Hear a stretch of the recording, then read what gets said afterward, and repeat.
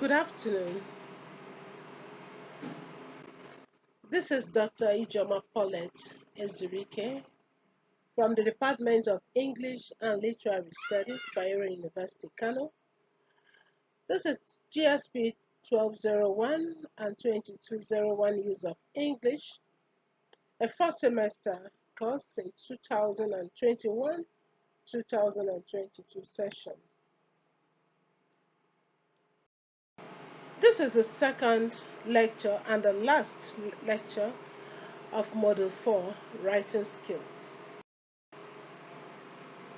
This is a continuation of the writing skills. Report writing.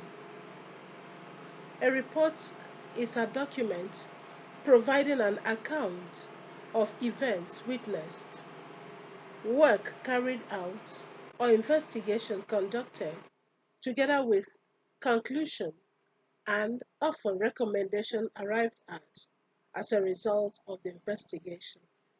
In other words, a report is a detailed account of events that someone has thoroughly observed, heard, done, or investigated and presented as an official document.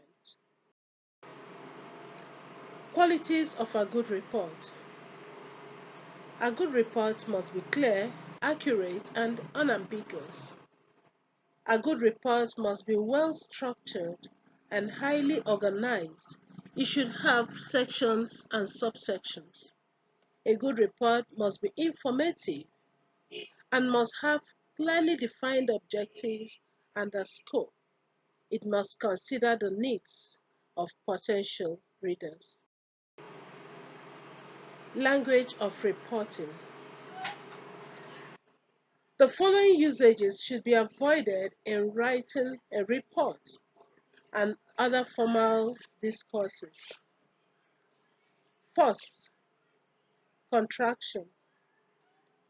Contractions such as isn't for is not, can't for cannot, don't for do not, I am for I am, I have for I have, you are for you are should be avoided. We also avoid cliches in report writing. Cliches are overused phrases which lose their meaning and effect over time. For example, in a nutshell, it is against this background that, at the end of the day, the fact of the matter, at this point in time, in the final analysis, these are cliches and should be avoided in report writing. We also avoid idioms when writing reports. For example, idioms like put all your eggs in one basket, a pain in the butt, bury the hatchet, call a spade, flag a dead horse, ice a cake, and so on should be. Achaisms are not allowed in report writing. Achaisms are words or phrases considered old-fashioned or obsolete. For example, thee, thy, thou, nay, dot, hath, dropped, dust. These should be avoided. Slangs are also avoided when writing a report. Slang is an expression which is considered very informal and therefore not used in formal writing. For example, affluential, frenemy, unreal, this, limey, cheers, shaft, gobsmacked, gutted, haggle, wonky. These should be avoided. We also avoid the use of uncommon abbreviations and acronyms. There are abbreviations and acronyms which are regarded as standard because they are commonly used in varieties of discourses. These include government, GOVT, SCH for school, UNICEF, BUK, and so on. Apart from these kinds of approved abbreviations and acronyms, all other, especially those used in text messages, should never be used in formal writing. Types of reports. Reports can be classified on the basis of their nature, formality, purpose, and functions. They can therefore be regarded as routine reports, eyewitness reports, investigative reports, progress reports, and research project reports. However, all the above types of reports can be grouped into two main types: formal and informal reports. Informal report is a report that does not allow the rules and guidelines directed by an organization. It can be written to send information to only one person or for a small number of individuals. Some reports are usually shared among co-workers within an organization in form of a memorandum. On the other hand, formal report is also known as official report, as it is meant for official purposes. It is written to provide information, analyze issues, and make recommendations on how to solve a problem or make a decision. Examples of formal reports include research project reports, police reports, evaluation reports, and so on. The structure of a formal report. The structure of a formal report depends upon one's departmental or organizational requirement. However, the format explained below is largely used in writing formal reports. 1. Title page. This should contain the title of the report, the name of the reporter, and the date in the report.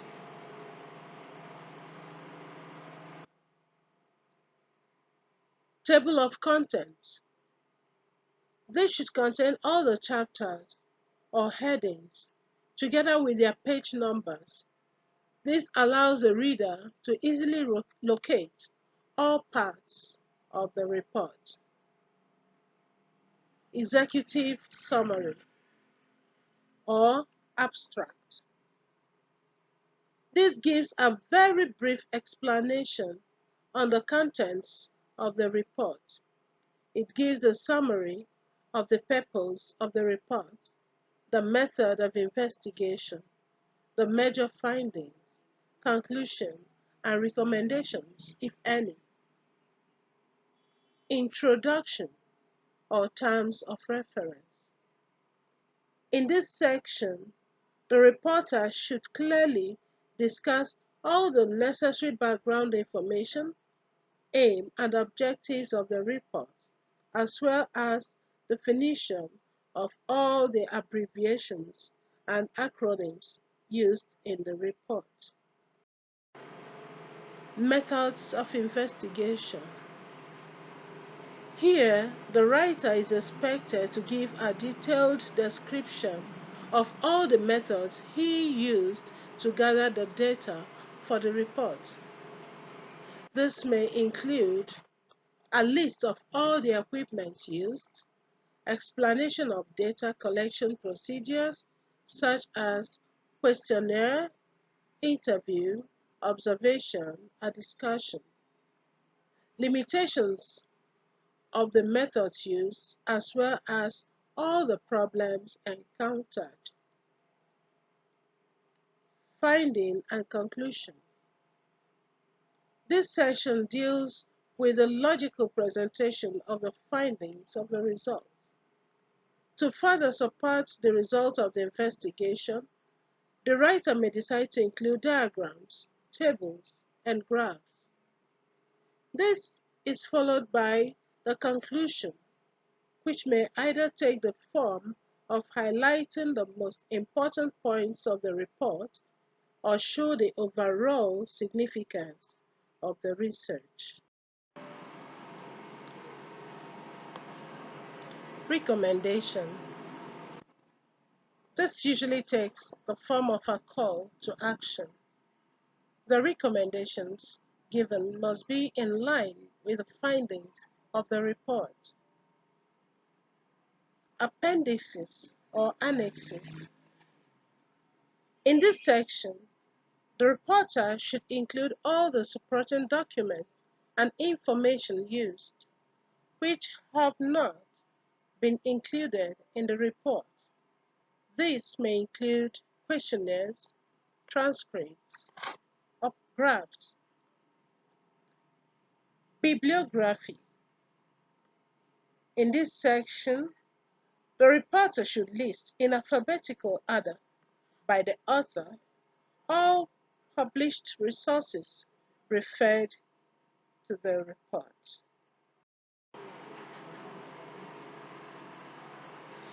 Curriculum Vitae, or popularly known as CV.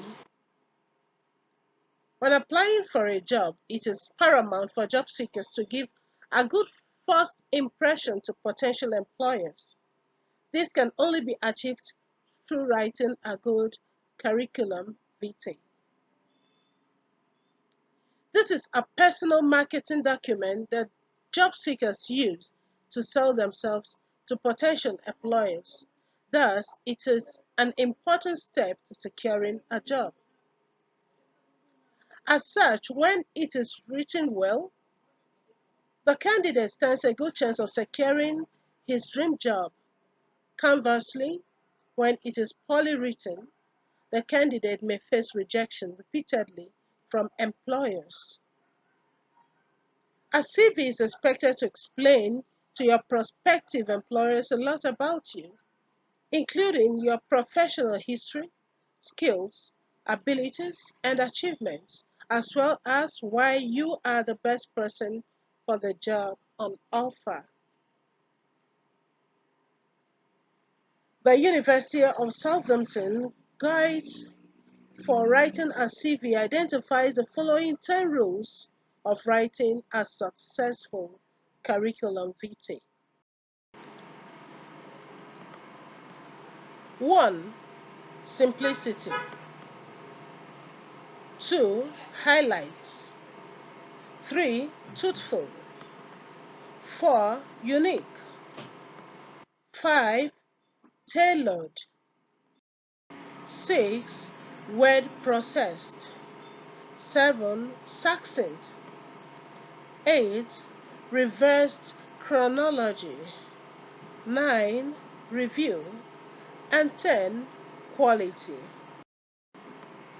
The format of writing a CV.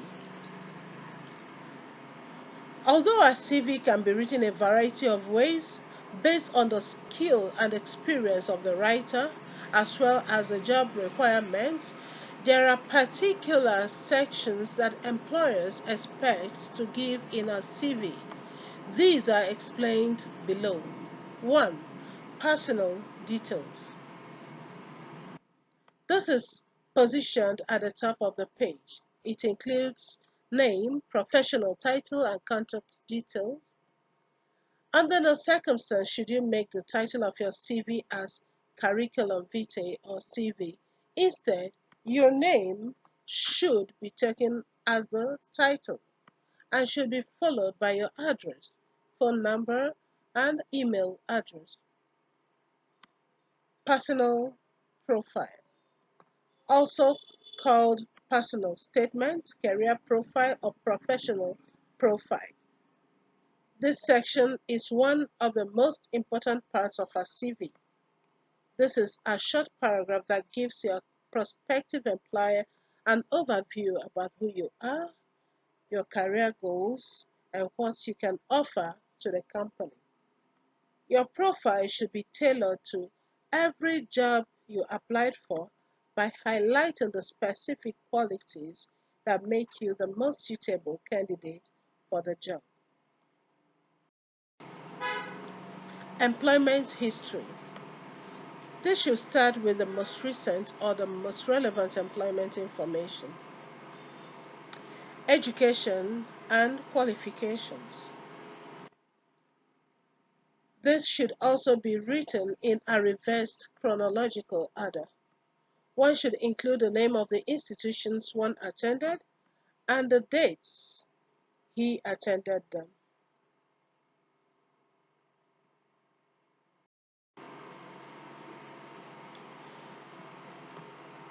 There is a range of additional sections that may strengthen your CV and highlight your skill.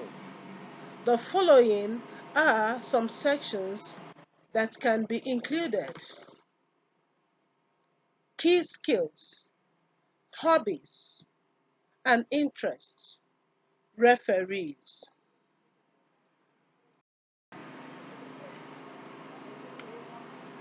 These should not be included in a curriculum vitae. A headshot, age and date of birth, marital status,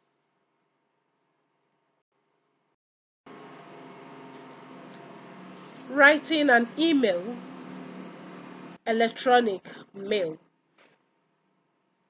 The electronic mail, email for short, is one of the newest and most sophisticated forms of correspondence between individuals and organizations. An email is a message which may contain text, files, images, or other attachments sent through a network to an individual or group of individuals.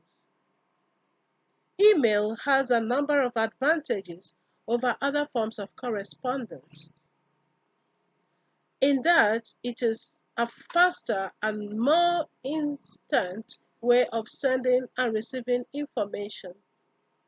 Through an email, an individual can instantly transmit a large volume of information to a wide range of recipients. Some of the commonly used online email services include Gmail, Hotmail, and Yahoo. Stages of writing an email. An email can be viewed or received through a computer or cell phone that has an internet connection. When sending an email, the individual must first access his or her email address.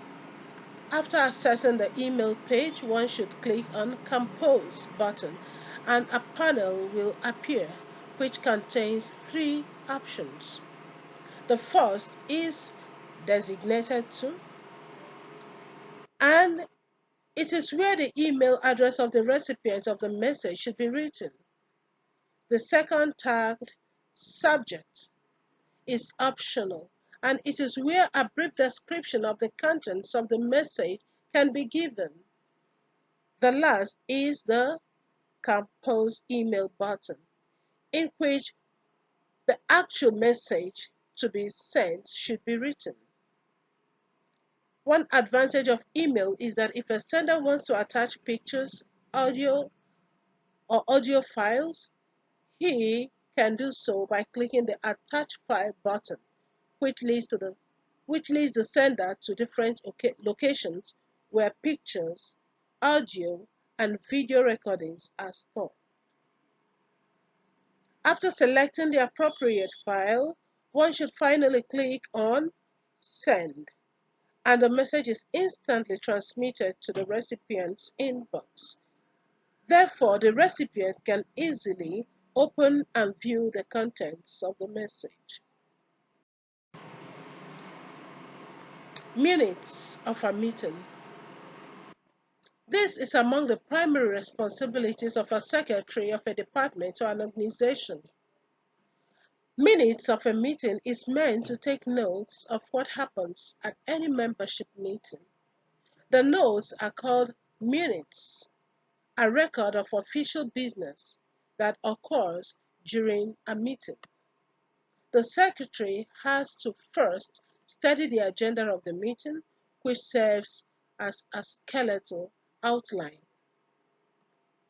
Characteristics or features of minutes. A minute should indicate the date, time, and place of the meeting, the name of the chair of the meeting, and the list of those present. It should record an explanation of any matter, including any motion made and actions taken. It should indicate the next meeting, date, time, and place, the writer's signature, name, and date. Memorandum or memo. Another way through which information is shared within and outside organizations is through memorandum. The memorandum is a form of correspondence meant to convey information to members of an organization or to other organizations and bodies. In some disciplines like law, a memorandum is regarded as a record of the terms of a transaction or contract, such as policy memo, memorandum of understanding, memorandum of association, and so on. Memorandum is divided into two types: the internal memo and the external memo. The internal memorandum is written and circulated to people within the same organization.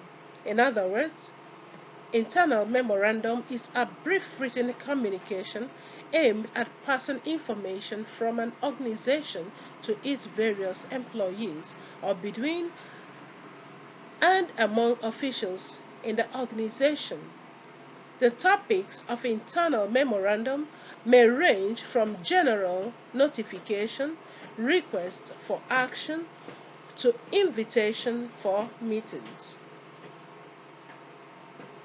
Format of an internal memorandum. The format of memorandum varies from one organization to another. That is, in writing a memorandum, some organizations may have specific format peculiar to them. In general, an internal memorandum has the following format. 1. Heading. This comes at the top of the page and shows the name of the organization as well as the caption Internal Memorandum. 2. Form. This comes at the left-hand side of the page and shows the title of the officer writing the memorandum. 3. 2. This comes below from and indicates the designation of the recipients of the memorandum. 4. Date. This is written below the column 2. 5. Subject. The subject or title of the message is written below the sections above. This can be written in uppercase alone or in upper and lower case, that is, a sentence case. 6. The body. This is the actual information the memorandum intends to convey. And finally, name of the writer. This comes at the end of the memorandum.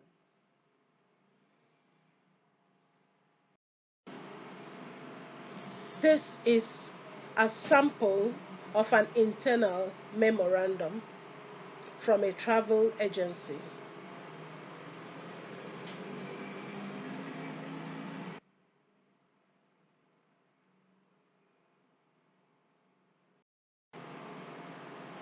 External memorandum. This memorandum is usually written to send messages to the general public or other external organizations and bodies in order to convey information on certain specific issues. In other words, an external memorandum is written for the people outside a company or organization and is written in a more formal approach.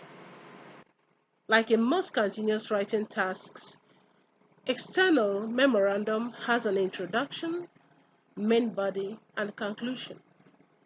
It is important to note that the format of external memorandum differs from one company to another and depends on the person's organization to which the memorandum will be sent.